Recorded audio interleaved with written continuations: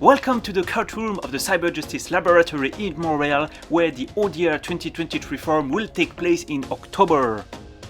The screens are off for now, of course, but people's mind will be lighting up on October 11 and 12 with panels on the state of ODR in Canada and in the courts, keynotes on artificial intelligence, and a roundtable on its impact on ODR. Spread over 2 days, these sessions will feature innovators, changemakers, and leaders from a variety of sectors, such as Colin Rule, CEO of ODR.com, Jeremy Barnett, professor at the University College of London, Michael Feng, professor at Nanchang University, or Leah Wing, director of the National Center for Technology and Dispute Resolution, among many others.